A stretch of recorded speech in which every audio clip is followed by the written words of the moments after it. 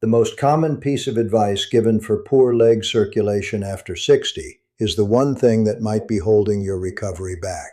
Walk more. That is what almost everyone hears, and walking is indeed good for you. I want to be clear about that from the very start because you should keep doing it. But there is one specific thing that actually moves the blood out of your lower legs and drives it back up to your heart, and ordinary walking barely switches it on. I am Dr. William Lee. Over the years, I have cared for a lot of people who did everything right. They walked every single day. They propped their legs up on a pillow at night. They wore the compression socks their doctor handed them, and they still sat down across from me with cold feet, swollen ankles by the evening, a burning ache in their calves, and that scary, unsteady feeling when they stood up too fast. They were doing the work, but the problem was not budging, and they could not understand why. Before we go any further, let me quickly share something with you because it's one of the main reasons I make these videos. Every video is meant to help you stay healthier, stronger, and more independent as you get older. But the truth is, one video can only cover one small part of your health. That's why I often recommend the Healthy Aging Blueprint to many of my patients and viewers who want everything organized in one place. It isn't just another health book. It's a complete health system designed specifically for adults over 60, bringing together the 35 health concerns that matter most into one simple, easy-to-follow guide. Instead of searching through hundreds of videos or wondering which advice to trust, you'll have one organized resource that helps you better understand what's happening inside your body and the practical daily habits that support healthier aging. Many people who have gone through the blueprint have told me the biggest benefit wasn't simply learning more about their health. It was finally having one clear system they could actually follow. They felt more confident, more organized, better prepared for doctor visits, and much more in control of their daily habits, instead of constantly guessing what to do next. If you'd like to see everything that's included, along with reviews from other older adults who have already gone through the blueprint, simply click the link in the description below. I think you'll be pleasantly surprised by how much practical value is inside. Now, let's get into today's topic. Here is what no one had ever sat down and explained to them. Poor circulation after 60 is not a small annoyance you simply live with. When blood stops moving well through the legs, small cuts and sores heal slowly. They can turn into infections, and in the worst cases, people end up losing toes or a foot. It is also one of the earliest warning signs that the heart and the arteries themselves are under strain. By age 70, close to 1 in 5 adults has what doctors call peripheral artery disease, which is a narrowing of the arteries feeding the legs, and most of those people have no idea they have it yet. So this is worth understanding properly. And before you look away because you assume you already know all of this, please give me just 2 minutes. The reason your feet are still cold at night has very little to do with how many steps you got today. It comes down to a single muscle that most people never think about even once.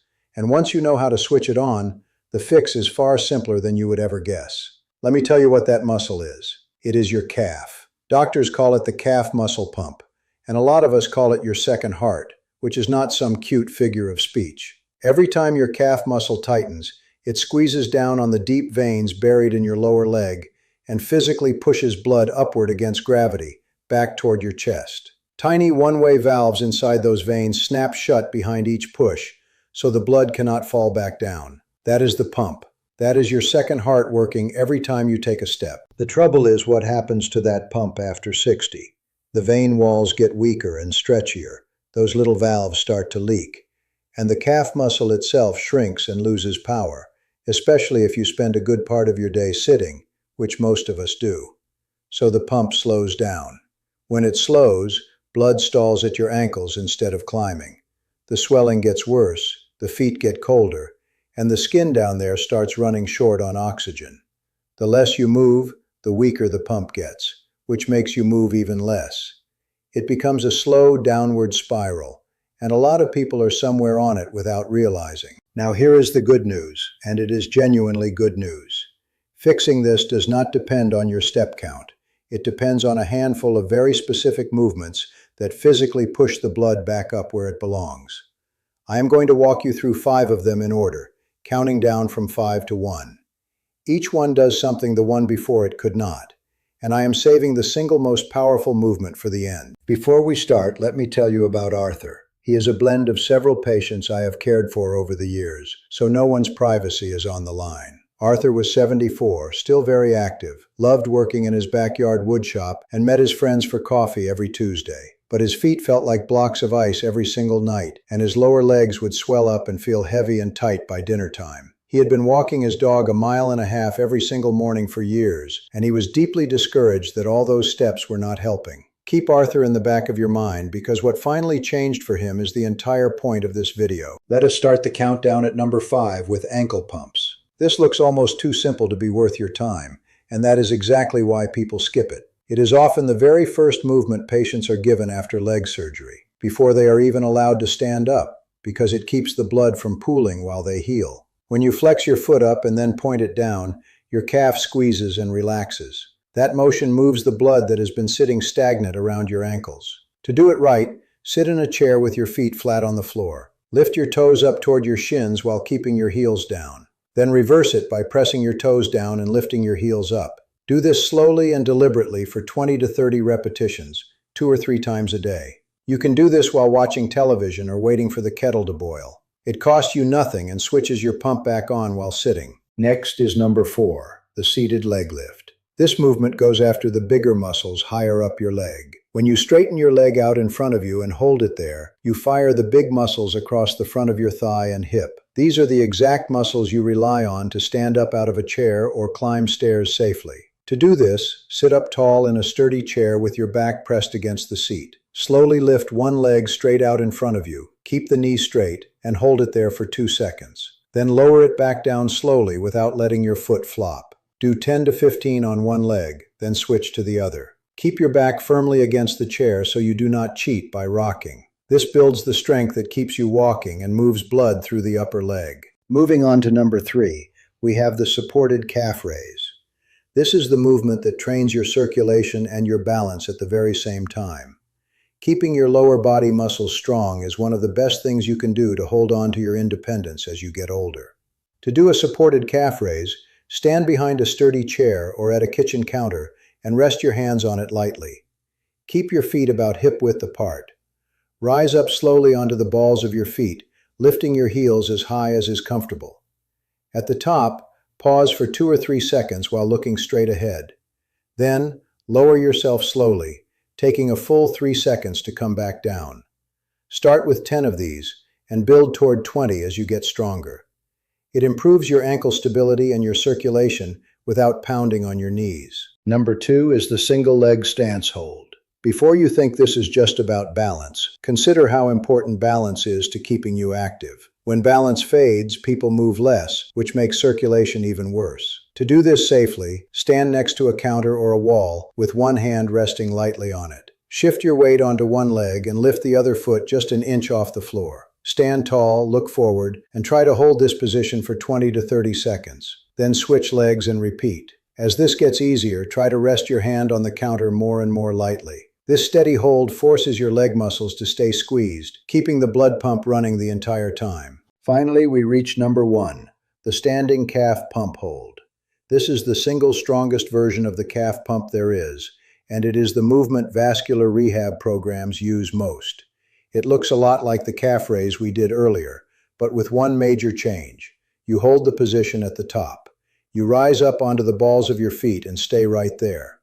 Holding this position keeps the muscle squeezed long enough to clear out the blood that has been pooling around your ankles and drive it back up to your heart. To do it safely, stand behind a chair with your hands resting on it. Rise up slowly onto the balls of your feet. Hold it for 3 to 5 seconds at the very top while breathing normally, and then take 3 seconds to lower yourself back down. Start with 8 to 10 repetitions and slowly work your way up to 15 or 20 over time. This is exactly what made the difference for Arthur. I had him stop worrying so much about his daily step count and instead spend about 12 minutes a day on these 5 movements. He did his ankle pumps in the morning, his seated leg lifts in his chair, and his calf raises and balance holds at the kitchen counter while his coffee brewed. Within just a few weeks, his ankles stopped swelling by dinner time, his feet were warmer at night, and he stopped feeling wobbly when standing up from his workbench. He felt steady and grounded again. Before we continue, let me quickly mention something because many of you ask where you can learn more beyond these videos. When my patients or viewers tell me they want one place that brings everything together, I often recommend the Healthy Aging Blueprint. While these videos focus on one topic at a time, the Blueprint brings together the 35 health concerns that affect adults over 60 most into one organized system, with easy-to-understand explanations, practical daily action steps, meal guidance, gentle exercises, medication awareness, printable trackers, and simple routines you can actually follow. Many older adults who have used the Blueprint have shared that they no longer feel overwhelmed because everything they need is organized in one place. Instead of wondering what to eat, what to avoid, what numbers to monitor, or what questions to ask their doctor, they simply follow the system one step at a time. If that sounds like something that would help you, click the link in the description below. While you're there, take a few moments to read what other older adults are saying after using the Blueprint. Their experiences will give you a much better idea of how practical, organized, and easy it is to use. I do want to give you one quick warning for your safety. If you ever get sudden, severe pain in one leg, or if a leg turns pale, cold, and numb out of nowhere, or if you have a sore that simply will not heal, please do not do these exercises. Go see a doctor right away because that can mean an artery is blocked, and that is a medical emergency. These movements are meant for the slow, everyday poor circulation that happens as we age. So, to recap our 5 movements, we have ankle pumps to wake the system up, seated leg lifts to clear the thighs, supported calf raises for strength and balance, the single leg hold for a steady squeeze, and the standing calf pump hold to really drive the blood home. Keep walking because walking is wonderful, but use these 5 simple movements to fill the gap. They take less than 15 minutes a day, cost nothing, and you can do them right at home. Take good care of those legs of yours. I am Dr. William Lee, and I will see you soon.